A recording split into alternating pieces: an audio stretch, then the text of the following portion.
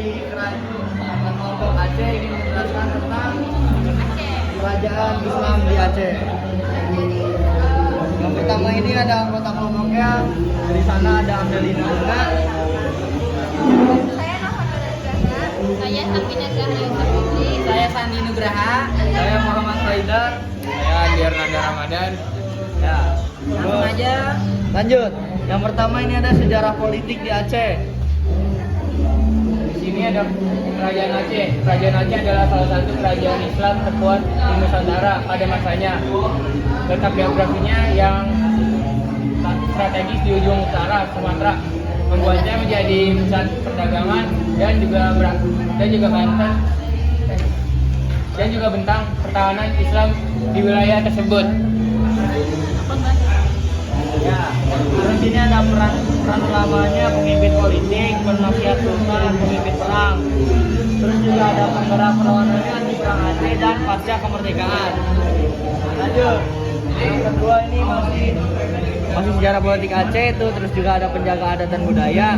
Contohnya pelestarian tradisi, peran mediator sosial. Kemudian ada pendidikan dan pengembangan SDM.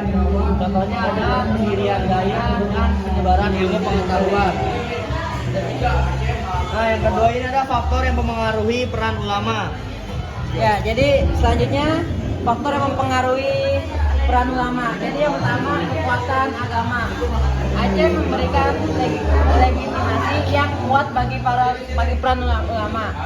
Struktur sosial sangat kuat pada nilai-nilai agama, membuat ulama sangat dihormati dan dihargai. Yang ketiga ada kondisi politik seperti adanya ancaman dari luar, membuat peran ulama semakin netral. Nah, selanjutnya ada perkembangan Aceh di bidang sosial. Struktur masyarakat. Kesultanan Aceh memiliki struktur sosial yang hierarkis. Lapisan atas terdiri dari sultan, ulama, dan bangsawan. Sedangkan masyarakat umum terdiri dari petani, pedagang, dan nelayan. Selanjutnya ada peran ulama. Di peran ulama itu memegang posisi penting dalam masyarakat, berperan sebagai penasihat sultan, guru agama, dan pengajar hukum Islam. Selanjutnya ada kesetaraan gender. Aceh mencatat sejarah penting dengan beberapa perempuan menjadi pemimpin seperti Sultanah Safiyatuddin menunjukkan penghormatan terhadap peran perempuan dalam masyarakat. Kehidupan beragama.